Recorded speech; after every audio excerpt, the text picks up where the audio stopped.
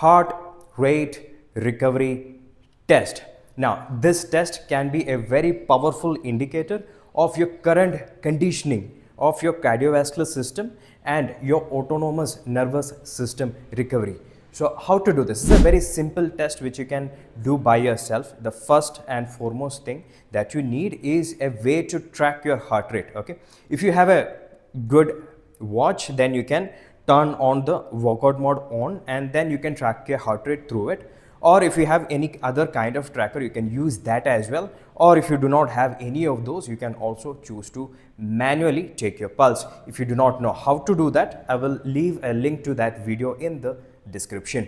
Before you start the test, you need to set a maximum safe heart rate for yourself, because this test has to do with pushing your heart rate to somewhere close to the peak. So how do you determine that? So around 220 minus your age, you'll get your maximum heart rate there. So in this test, I would suggest you can push to around 80 to 90% of that. Okay, 220 minus your age, and you can calculate around 80 to 90% of that. Okay, so if your heart rate, maximum heart rate was around 180, then the 80 to 90% would be somewhere between 160 to 165. Okay, so that measurement is your HRR1. Now you know what your HRR1 is supposed to be. Okay, so that is the maximum heart rate which you should be pushing to during the exercise.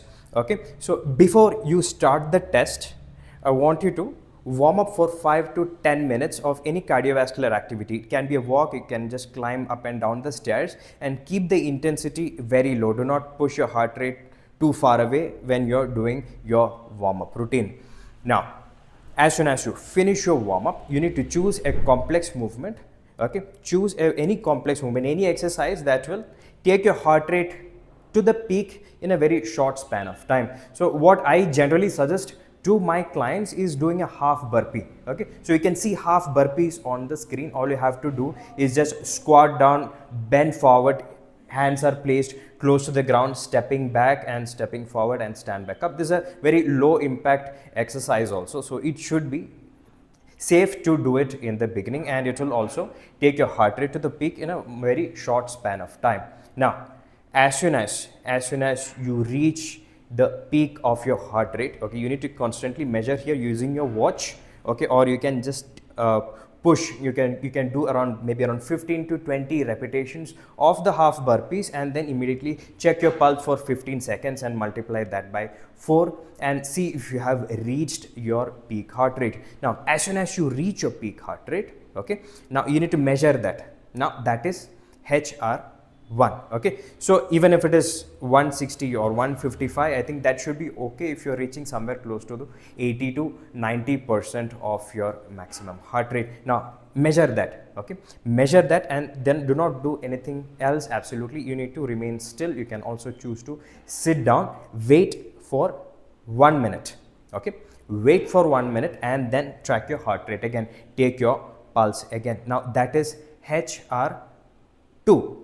Okay, now wait for 1 more minute, and then check your heart rate again. Now that is HRR3. Okay, so we are going to get 2 recovery heart rate measurements over here. Now HRR1 minus HRR2 would be your recovery heart rate for 1 minute. Now HRR1 minus HRR3 would be your recovery heart rate for 2 minutes. So now you have your test results for your recovery heart rate for 1 and 2 minutes. Now you can compare them with the parameters that is being shown in the screen to know exactly where you are as of now. Now, if it has been below average, okay, you really need to work on your cardiovascular fitness, and the recommendation by American Heart Association is 150 minutes per week. That is the target for the whole week. So if you are starting off right now, if you haven't been exercising, start with maybe a smaller goal, 60 to 70 minutes per week, then increase it to 90, and over a period of time, within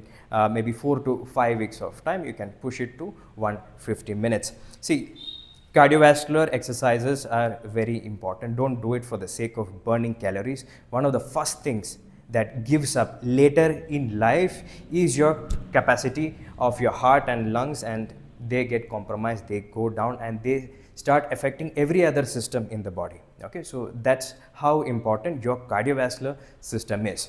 Thank you for watching. This is Coach Shah.